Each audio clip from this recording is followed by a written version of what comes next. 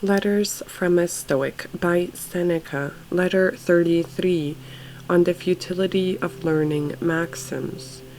You wish me to close these letters also as I closed my former letters, with certain utterances taken from the chiefs of our school, but they did not interest themselves in choice extracts.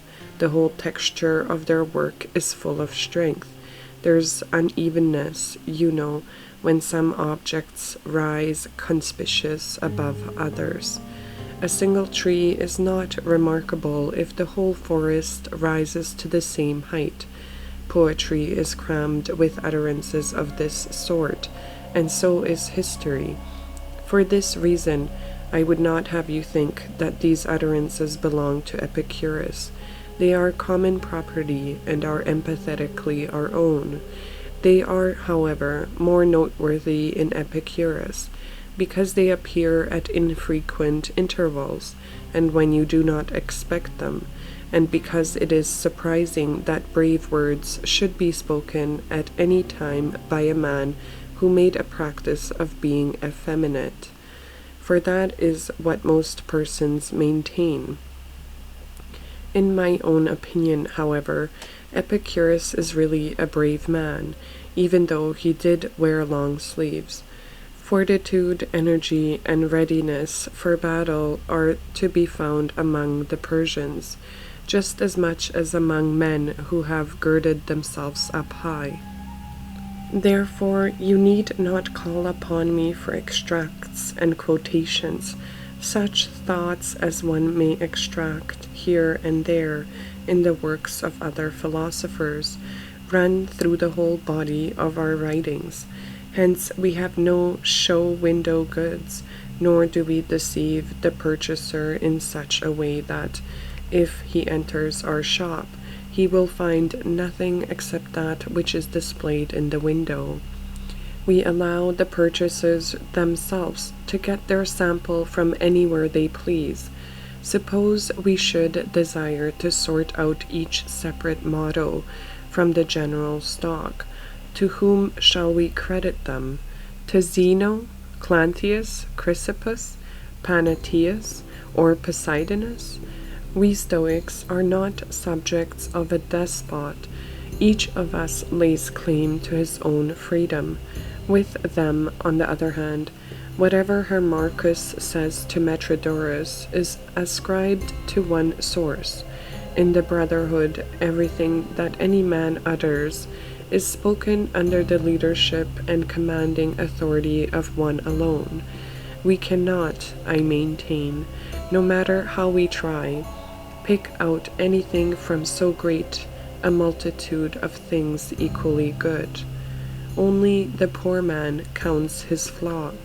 Wherever you direct your gaze, you will meet with something that might stand out from the rest, if the context in which you read it were not equally notable. For this reason, give over hoping that you can skim, by means of epitomes, the wisdom of distinguishing men. Look into their wisdom as a whole. Study it as a whole. They are working out a plan and weaving together, line upon line, a masterpiece, from which nothing can be taken away without injury to the whole. Examine the separate parts, if you like, provided you examine them as part of the man himself. She is not a beautiful woman whose ankle or arm is praised, but she whose general appearance makes you forget to admire her single attributes. If you insist, however, I shall not be niggardly with you, but lavish, for there is a huge multitude of these passages. They are scattered about in profusion. They do not need to be gathered together, but merely to be picked up. They do not drip forth occasionally, they flow continuously. They are unbroken and are closely connected. Doubtless they would be of much benefit to those who are still novices and worshipping outside the shrine, for single maxims sink in more easily when they are marked off and bounded like a line of verse. That is why we give to children a proverb, or that which the Greeks call tria, to be learned by heart. That sort of thing can be comprehended by a young mind, which cannot as yet hold more. For a man, however, whose progress is definite, to chase after choice extracts, and to prop his weakness by the best known and the briefest sayings, and to depend upon his memory, is disgraceful. It is time for him to learn on himself. He should make such maxims and not memorize them. For it is disgraceful even for an old man, or one who has sighted old age, to have a notebook knowledge. This is what Zeno said. But what have you yourself said? This is the opinion of Clantheus. But what is your own opinion? How long shall you march under another man's orders? Take command and utter some word which posterity will remember. Put forth something from your own stock. For this reason, I hold that there is nothing of eminence in all such men as these, who never create anything themselves, but always lurk in the shadows of others, playing the role of interpreters, never daring to put once into practice what they have been so long in learning.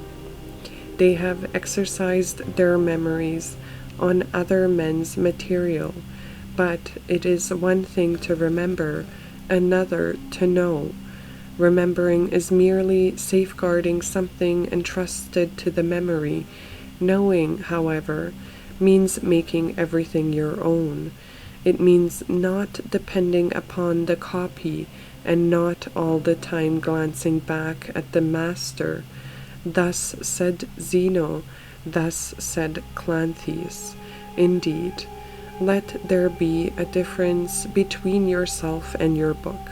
How long shall you be learner? From now on be a teacher as well. But why, one asks, should I have to continue hearing lectures on what I can read? The living voice, one replies, is a great help. Perhaps, but not the voice which merely makes itself a mouthpiece of another's words, and only performs the duty of a reporter. Consider this fact also. Those who have never attained their mental independence begin, in the first place, by following the leader in cases where everyone has deserted the leader. Then, in the second place, they follow him in matters where the truth is still being investigated. However, the truth will never be discovered if we rest contented with discoveries already made. Besides, he who follows another not only discovers nothing, but is not even investigating. What then? Shall I not follow in the footsteps of my predecessors? I shall indeed use the old road, but if I find one that makes a shorter cut and is smoother to travel, I shall open the new road.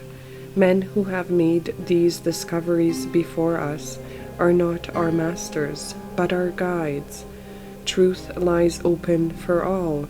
It has not yet been monopolized, and there is plenty of it left ever for prosperity to discover. Farewell.